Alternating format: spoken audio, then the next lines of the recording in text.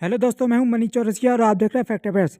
Qatar द्वारा उन 8 पूर्व नौसैनिक अधिकारी को रिलीज कर दिया गया है। वहां की गवर्नमेंट के द्वारा सेंटेंस टू डेथ की सजा सुनाई गई थी।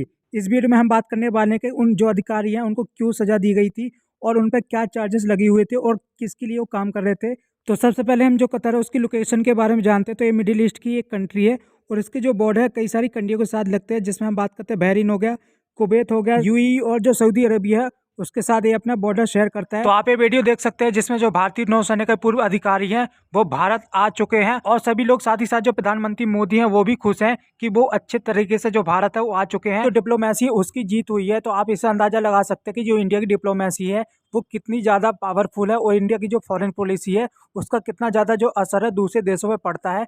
इसलिए कतर है उसके द्वारा जो इंडिया के सेलर्स हैं यानी वेटरन सेलर्स है उनको रिलीज कर दिया है। और हाल ही में जो प्रधानमंत्री मोदी यानी 14 फरवरी को वहाँ पे जाने वाले हैं, यूएई की वो विजिट करने वाले हैं, जिसके चलते दोनों देशों के बीच जो रिलेशन है काफ़ी ज़्यादा और स्ट्रॉन्ग हो गए।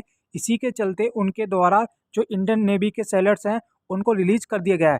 अब हम बात करते हैं कि इंडियन नेवी की वेटरन सेलर्स हैं उनको क्यों डिटेन किया गया था कतर की अथॉरिटी द्वारा। तो उन पर आरोप लगाया गया था कि जो इंडियन सेलर्स हैं उनके द्वारा कतर की जासूसी की जा रही है और ये जो जासूसी है वो इजराइल की कंपनी के लिए या इजराइल के लिए कर रहे हैं, जिसके चलते उनको डिटेन कर लिया गया था। तो उनको जो डिटेन है वो 2022 में किया गया था। मार्च में उनके ऊपर केस चला जाता है। उसके बाद बाकी जो अथॉरिटी है उसके द्वारा उनको सेंटेंस टू डेथ की जो सजा है वो सुनाई गई थी। बाद में इंडिया द्वारा काफ़ी ज़्यादा कोशिश की गई और जो अपर अथॉरिटी है उस पर भी कोशिश की कि जो केस है उसको शिफ्ट किया जा सके और जो इंडिया उसको ज़्यादा टाइम मिल जाए ताकि जो उनको निर्दोष साबित कर सके। तो उसके बाद जो कतर है उसकी अथॉरिटी द्वारा दोबारा रिव्यू किया जाता है और उसके बाद जो अथॉरिटी है उसके द्वारा रिलीज कर दिया जाता है 8 इंडियन नेवी जो वेटरन सेलर्स को।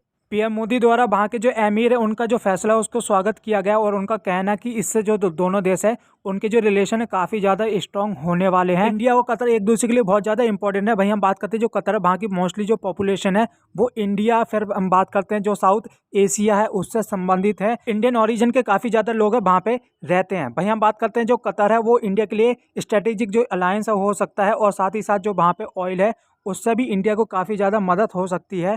और इंडिया धीरे धीरे कोशिश कर रहा है कि जो कतर है उसके साथ जो अपने रिलेशन है काफ़ी ज़्यादा स्ट्रॉन्ग करे और साथ ही साथ जो ट्रेड है वो भी इंक्रीज करे। और ये तभी संभव हो सकता है जब दोनों देशों के बीच जो रिलेशन है काफ़ी ज़्यादा स्ट्रॉन्ग हो और जिसके चलते और कतर के द्वारा जो 8 इंडियन सेलर्स है उनको रिलीज कर दिया गया है। इंडियन नेवी की वेटरन सेलर जो इंडिया में आ चुके हैं उनके द्वारा कहा गया कि जो इंडियन गवर्नमेंट है काफ़ी ज़्यादा उनको हेल्पफुल यानी हेल्प कर रही थी और उनके द्वारा ये संभव हो पाया कि वो अभी भारत में आ चुके हैं। और अगर इंडियन गवर्नमेंट एफर्ट नहीं करती तो शायद वो इंडिया में वापस नहीं आ पाते, ये उनका कहना है। तो हमारी जो फॉरेन पॉलिसी है इंडिया की काफ़ी ज़्यादा स्ट्रांग हो गई है और उसके चलते ही ये संभव हो पाया है कि जो कतर है उसके द्वारा जो 8 इंडियन सेलर्स है उनको रिलीज़ किया गया है। क्योंकि जो कतर है वो काफ़ी ज़्यादा स्ट्रिक्ट कंट्री है और कभी भी वो ऐसा नहीं करता। आमतौर पर देखा नहीं जाता कि उसके द्वारा किसी को सजा सुनाई गई हो और ईजिली उसको छोड़ दिया गया हो। So that is the end of the video. इस वीडियो में तय मिलते हैं आपको नए टॉपिक के साथ। अगर आपको वीडियो अच्छी लगे तो चैनल को सब्सक्राइब कीजिए और आपके क्या थॉट है हमें कमेंट करके बता सकते हैं।